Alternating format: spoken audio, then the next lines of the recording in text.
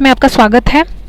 RRB के NTPC के segment में हम नई सीरीज स्टार्ट करने वाले हैं जिसमें आपके 4 घंटे में सारे के सारे एनटीपीसी का पूरा जीएस का सिलेबस हम कवर कर देंगे और हम डेफिनेटली गारंटी देंगे कि आपके कम से कम 20 मार्क्स ज़रूर इम्प्रूव होंगे हमारी सीरीज़ देखने के बाद।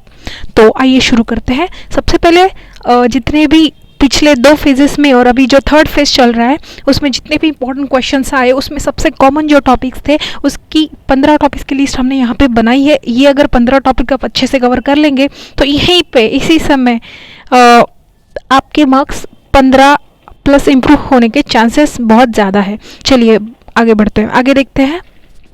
सबसे पहले मैं आपको बोलना चाहूँगी कि ओरिजिन ऑफ रिवर पे बहुत सारे सवाल आते हैं। फॉर एग्जांपल गंगा का ओरिजिन कहाँ पे है, गंगा पे कौन सा डैम है। फॉर एग्जांपल दामोदर रिवर पे कौन सा डैम है, उसका ओरिजिन कहाँ पे है, कौन से नदी पे जाके मिलती है।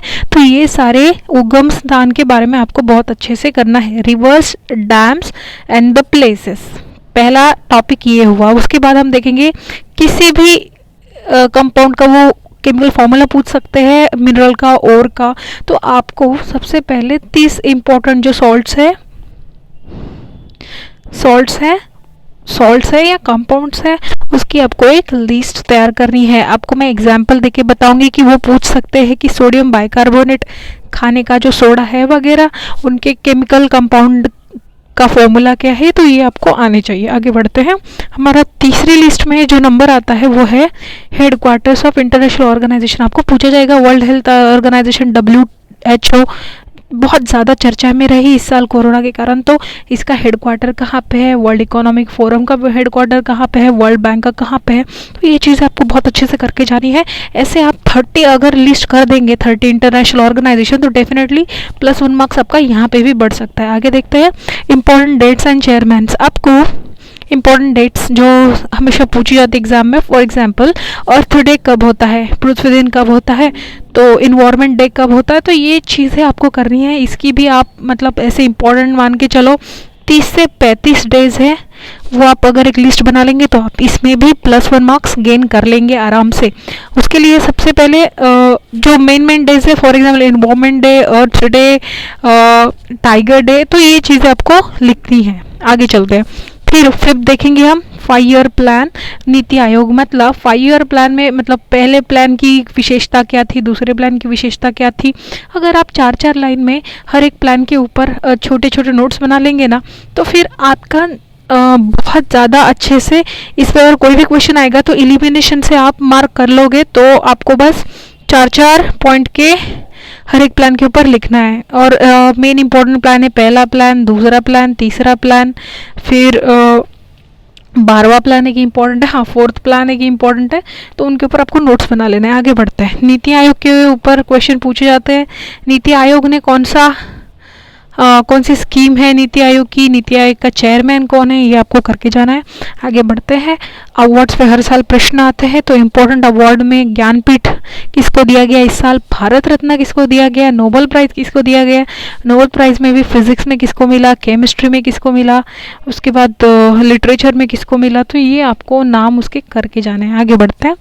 फिर उसके बाद first Indian, who is first Indian doctor, who is first Indian lady doctor, who is first IAS। तो ये सवाल पूछे जाते हैं। इसमें भी आप 40 ऐसे लोगों की लिस्ट बना लीजिए और आप इसमें भी +1 मार्क्स करके आ जाएंगे। एग्रीकल्चर में पूछे जाते सवाल, मतलब सबसे ज़्यादा कॉफ़ी उत्पादन कौन करता है, चाय उत्पादन कहाँ पे सबसे ज़्यादा होता है, फिर शुगर सबसे ज़्यादा कहाँ प्रोड्यूस होती है। ये जो है आपको ये डिटेल्स बहुत अच्छे से करने हैं। ध्यान रखिए स्टूडेंट्स, ये सारे के सारे जो सवाल है जो आपको दिख रहे हैं यहाँ पे टॉपिक्स, वो मैंने पिछले 1000 से 2000 सवाल एनालिसिस करने के बाद मैं ये फाइनल कंक्लूजन पे पहुंची हूँ कि इन टॉपिक्स के ऊपर आपको बहुत ज़्यादा जोर दे के करना है। हमारा टारगेट है जीएस में 40 में से 40 आपको कैसे लाने में मदद की जाए। तो ये आपको पक्का करना है। लीडिंग प्रोड्यूसर किस में, शुगर में, कॉफ़ी में, टी में, कॉटन में, व्हीट में, राइस में, जूट में, गोल्ड में, डायमंड में कौन है सबसे ज़्यादा लीडिंग प्रोड्यूसर, लिथियम में कौन है सबसे ज़्यादा, यूरेनियम में कौन है। तो ये आपको लिस्ट करनी है, तैयार करनी है। कम से कम 20 की आपको करनी है और आप इसमें +1 मार्क्स लेके आ जाएंगे। आगे देखते हैं important moments and revolt. For example अगर हम देखेंगे कि रामोशी मूवमेंट कब की गई और उसका लीडर कौन था, इंडिगो रिवॉल्ट कब हुआ, उसका लीडर कौन था, तो ये मूवमेंट्स के ऊपर हमेशा हर साल सवाल पूछे जाते हैं। आगे बढ़ते हैं, पद्मा अवार्ड्स, पद्म भूषण, पद्म विभूषण, पद्मश्री अवार्ड 18, 19, 20 के। आपको इसकी भी लिस्ट बनानी पड़ेगी, थोड़ी मेहनत तो करनी पड़ेगी, मेहनत के बाद ही फल मिलता है। और डेफिनेटली ये जो जीएस जीके आप कर रहे हो, हर एक गवर्नमेंट एग्जाम में एसएससी सीजीएल रहे, एनटीपीसी रहे, आईबी रहे, या फिर कोई भी स्वास्थ्य मंत्रालय की कोई भी वैकेंसी रहे, आपको इसका डेफिनेटली 101% इन सारी चीज़ों का वहाँ पे भी यूज़ होने वाला है। आगे देखते हैं। उसके बाद बेसिक साइंस के क्वेश्चंस, फॉर एग्जांपल मास और वेट में क्या अंतर है, तो ये दोनों के बीच का बेसिक डिफरेंस होता है, एक स्केलर क्वांटिटी, एक वेक्टर क्वांटिटी है। तो ये बेसिक चीज़ आपको बतानी चाहिए। आपको ऐसे सवाल पूछे जा सकते हैं, अगर किसी बॉल का मास अर्थ के ऊपर 10 kg है तो उसका मास मून पे कितना होगा, तो ये सवाल आपको आने चाहिए। आगे बढ़ते हैं। हाँ, कंप्यूटर डिवाइसेस हर जगह पे एसएससी सीजीएल सीपीओ में आते हैं क्वेश्चंस। इसमें भी बहुत सारे कंप्यूटर पे ऊपर बेस्ड सवाल पूछे गए। फॉर एग्जांपल सॉफ्टवेयर क्या होता है, हार्डवेयर क्या होता है, बहुत आसान से डिफरेंस है दोनों में। एक एक लाइन में आप अगर पढ़ लोगे तो आप कर जाएंगे। उसके बाद आपको पूछा जाता है इनपुट डिवाइसेस के बारे में, आउटपुट डिवाइसेस के बारे में, बहुत आसान सवाल। फॉर एग्जांपल किसको कंप्यूटर का ब्रेन कहा जाता है, तो सीपीयू को। तो ऐसे सवाल आपको पूछे जाते हैं और ये आपको करने हैं। आगे बढ़ते हैं। उसके बाद इसरो डीआरडीओ के बारे में पूछा जाता है। सबसे दो महत्व की संस्था है भारत की। इसरो के ऊपर 2020 में ज़्यादा कुछ नहीं, पर 2019 में जो हमारा चंद्रयान के ऊपर आने वाला मंगलयान की खूबी है, ये बेसिक चीज़ें करनी है।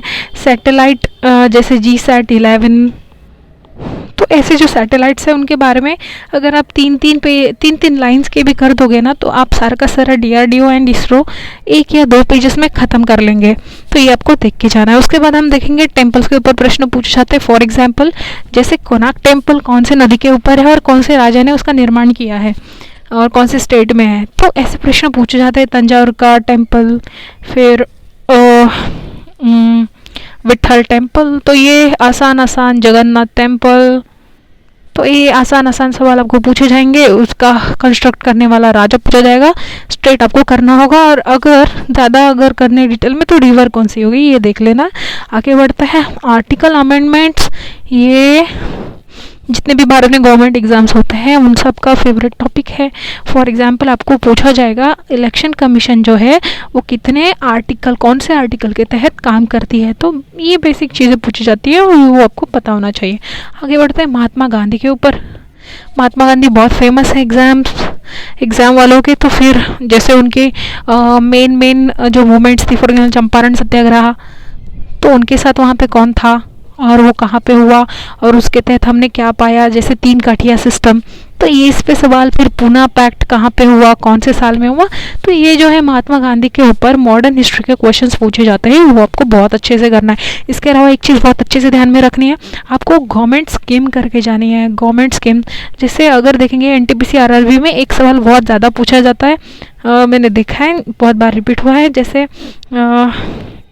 सुकन्या समृद्धि योजना है ना, इसका फ़ायदा क्या है, सुकन्या समृद्धि योजना क्यों की जाती है और उसका फ़ायदा क्या है, किसको होता है, तो ये बस आपको बेसिक देखना है। 2 लाइंस में आप कर लोगे तो सुकन्या समृद्धि करना है, जीवन ज्योति करना है, सुरक्षा बीमा करना है, फिर स्वनिधि। तो ये अगर आपने बेसिक मान के चलो 20 भी मेन गवर्नमेंट स्कीम लिखी और उसके ऊपर 2 लाइन का उसका एक्सप्लेनेशन लिखा, तो आप 2 पेजेस में सारी स्कीम तैयार कर लोगे और डेफिनेटली आपके जीएस में बहुत अच्छा स्कोर होने वाला है।